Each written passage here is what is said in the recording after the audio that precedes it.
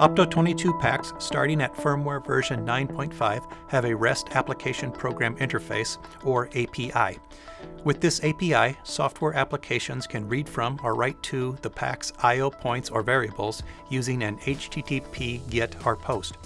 I've created examples with Microsoft Excel and Microsoft Access that use the pack's REST API to read data.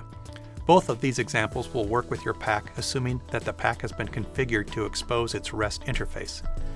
The Excel example, which I'll explain in this video, also shows how to write to the pack. You'll notice that the sample file is macro-enabled, which is denoted by the XLSM extension. This is necessary to enable Visual Basic in Excel. The Excel file has 3 spreadsheets. The first sheet shows how to read data from the pack. You enter a valid pack address and user credentials here. Then choose a general data type.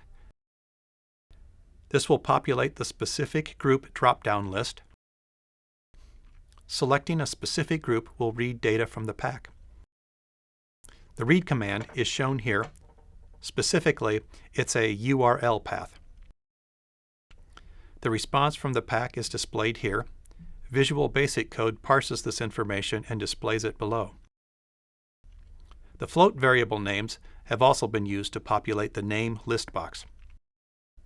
From here I could choose a specific item, but first I'll clear the previous data. Now I'll request the fuel low limit variable. Here's the URL path to this variable, and here is the information returned from the pack, and here is the value parsed. Let's look at the writing spreadsheet. First, specify an I/O point or variable to write to. Choose general type. Note that if you choose I/O, the selections include analog outputs and digital outputs, no analog inputs or digital inputs. Choose digital output. The spreadsheet has just read the pack and shown the value of the point here. Its state is true for on. I'll turn it off. Over here I created a drop-down true-false control. I'll choose false. Choose write. You can see how to construct a URL path for writing to the digital output point here. Here's the data sent. This is a text string in JSON format posted to the pack. Pay careful attention to this part when creating write commands. And here's the information returned from the pack, an error code 0 indicating success. To verify, I'll resend the read command. Now let me show how to use this spreadsheet to write to a table. When writing to a table, you send an array of 1 or more items. Also, you can designate a start index for the data you're sending. The default is 0, so no index is specified. This array's current values are displayed in the column starting at index 0. This field contains the data I will send. It's an array of 5 numbers, and I've not indicated a start index. Let's see what happens when I send the data. The command wrote to the first 5 elements because I sent 5 elements and did not specify a starting index, so 0 was used as the default. But if I had indicated an index, for example,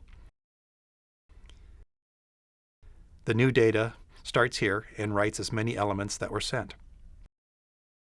Anyone using Excel may want to take advantage of Excel's graphing features, so I set up an example that allows you to select data and put it into a chart and update the chart at an interval.